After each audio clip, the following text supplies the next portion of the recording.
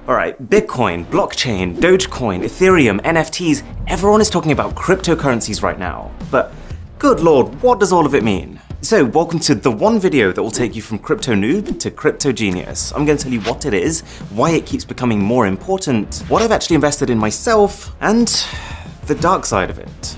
Okay, so when society was in its early stages, there was no such thing as money. We'll call this stage one. The only way to buy something off someone was to go up to them and be like, oh, I really like your horse. I'll trade you my cat for it. Sorry, Milo. I'd never trade you. But the issue with a system like that is that even though you might be perfectly happy to give up your horse, you just might not want a cat. So that trade will never happen. But that's where currency came in. Stage 2, coins, which, because they were made of precious materials like gold and silver, everyone just accepted that they were worth something. You've heard of the British pound, right? Well, the reason they're called pounds is because £1 literally just used to be £1 of silver.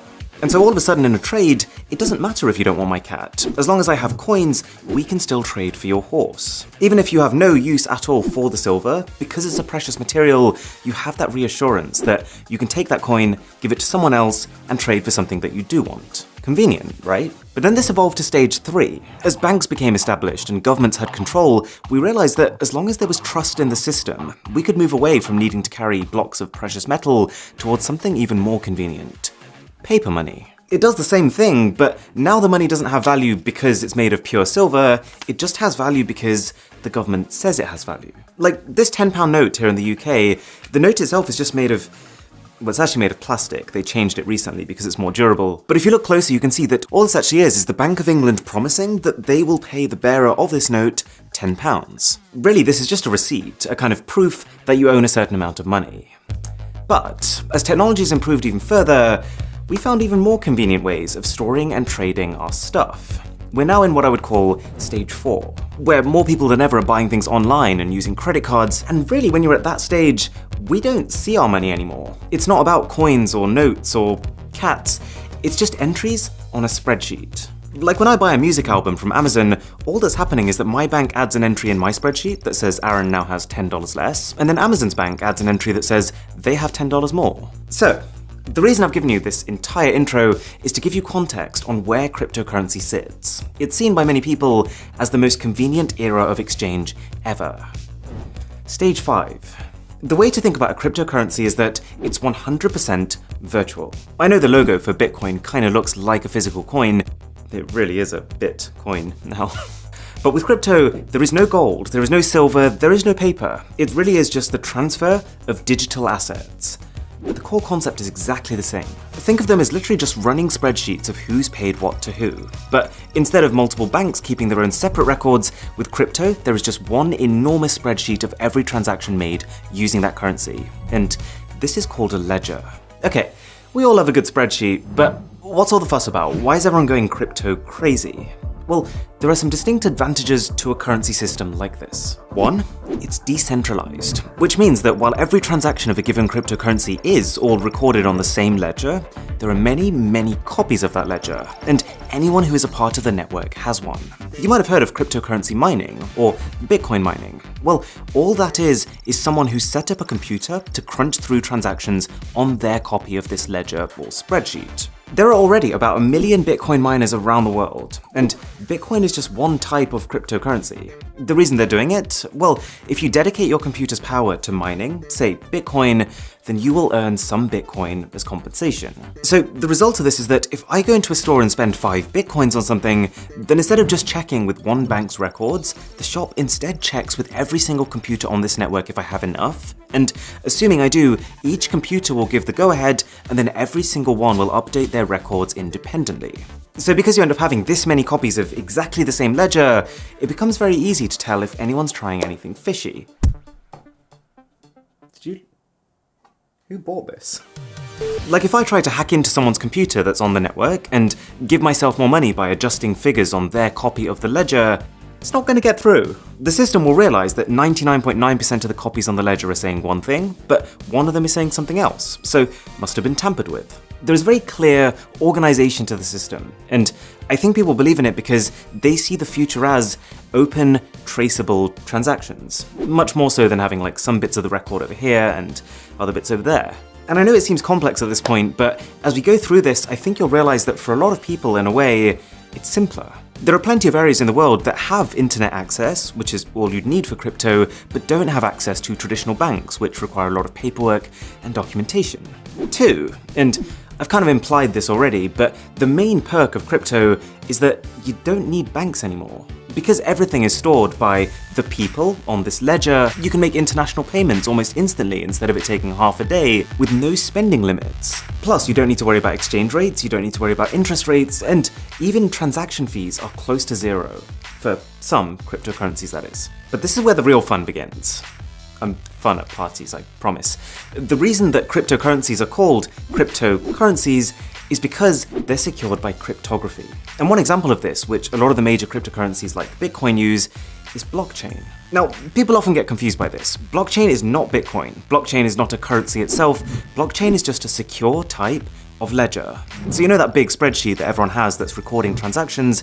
Blockchain is just a way of organizing it, funnily enough, into blocks. So every time I pay for something with Bitcoin, that transaction is recorded as a block. Each block contains transaction data, like who was paid and how much, a hash, which is a unique identifier, and the hash of the previous block in the sequence, or the last transaction that was recorded. And the pivot on which this system rests is that if something in a block is changed, then that block's hash will change. You might be starting to see where this is going. Because each block also contains the data of the previous block, if the hash of the block here changes, then the next block will no longer have a matching hash with it, and so every subsequent block after that one becomes invalid. So if you combine this with what we talked about earlier, this whole idea of a million different users all having their own copy of the blockchain ledger, then if I wanted to fraudulently create a transaction that, say, paid me money, I'd have to not just tamper with a block and every single block after it, but I'd also have to do this on at least 500,000 computers around the world, so that the majority of computers in the system are also consistent with the one I've tampered with. Probably not gonna happen. Whereas just hacking into someone's dollar account and sending myself money, that does happen. And it's sometimes as simple as just literally guessing someone's 6-digit PIN. But there's a massive jump between that and trying to hack into 500,000 uncorrelated computers at once. Okay, so cryptocurrencies have their issues. I'm literally going to get to them in a minute, but hopefully you can see why some people are excited about them. And that brings me on to investments. You've probably heard of people putting money into cryptocurrencies, and all that means is that they're exchanging normal currencies, like dollars, for cryptos, like Bitcoin. They're hoping that those cryptocurrencies become the next big thing, and therefore suddenly shoot up in value, at which point they can then either spend them, or just exchange them back for more dollars than they bought them for. There's actually a term for cryptocurrencies that skyrocket like this, going to the moon, or mooning, but that can mean something very different depending on who you talk to. But the one decision that someone would have to make at this point is, which cryptocurrency? Because we've talked about Bitcoin, but Bitcoin is just one of over 4,000 different cryptos already, and each of them have different properties. For example, Ethereum, which is the second most invested in, can process transactions even faster than Bitcoin. There's one called Cardano, which is considered to be technologically superior. There's one called Litecoin, which has a newer algorithm. And if you are enjoying this video, then a sub to the channel would be delightful. So let me show you what I've done, and disclaimer, this is not in any way at all financial advice. I'm not recommending this, I've literally only put in a small amount of money that I am comfortable losing, and to be honest, the way I'm seeing it is more as an optimistic gamble as opposed to a strategic investment. The only thing that you absolutely should buy is one of these hats. Best purchase I've ever made. That is financial advice. So I've put 40% in Ethereum, 20% in Polygon, 20% in Cardano, 10% in Cartesi, and 10% in Litecoin. And this portfolio has basically gone up and then down, and then up and then down. And then, honestly, you probably get more consistency from Wish.com. So crypto is in a pretty weird place right now. And this brings me on to its problems. The dark side. One of the main ones is exactly this. The reason I think a lot of people don't take crypto seriously is its volatility. Because these currencies are so new and they're completely digital, unlike, say, the market for gold, no one really knows what they should be worth. And so you find that crypto prices are quite heavily speculative. They're tied to the news cycle. Like when a glowing article comes out about them, prices spiral upwards, but then when Elon Musk posts a tweet that puts them down, they go way down. 2 is the fact that they're not really accepted as a form of payment in, well, most places. Like, yes, I can now book holidays with crypto, I can donate to Wikipedia with crypto, but there's been a lot of companies who are pretty back and forth with it. Microsoft, Tesla, even Burger King are examples of companies who said they were going to accept Bitcoin, and then they said they weren't going to accept Bitcoin. 3. There can be an environmental concern. See, the whole reason why a lot of these cryptos are so secure is because of this concept of transactions being verified many times by many computers. So I think it's a fair criticism that in itself creates a fundamental inefficiency. That much computing power requires a lot of electricity. But at the same time, you could counter this by saying that traditional banking uses more electricity, that there are newer coins with better technology that are more efficient, and that one day we'll be able to get that electricity from renewable sources.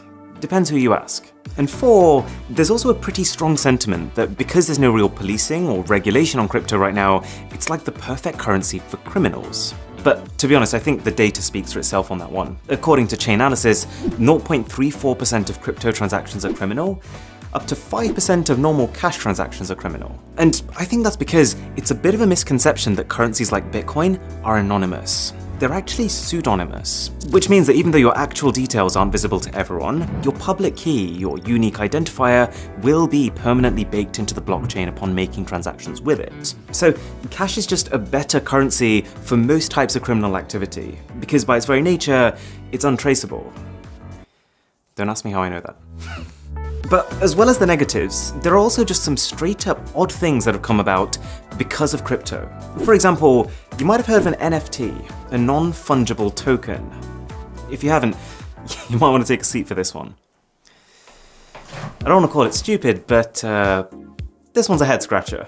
So you know how now you can go into an art gallery and you can pay to own a painting? Well, now thanks to the blockchain, you can pay just to have digital ownership over something. So it doesn't stop anyone from using or sharing that thing, but all it means is that you'd effectively be the owner of the original, and they'd all be sharing copies of it, even if, for most intents and purposes, they look and behave identically. Like, a lot of these NFTs are literally just JPEG images. I think the reason some people find this stupid and kind of funny is that there's a distinct difference between buying an NFT and buying the rights over something. So if you buy the rights over something, that's a very legitimate purchase because you can create merch or sell licenses.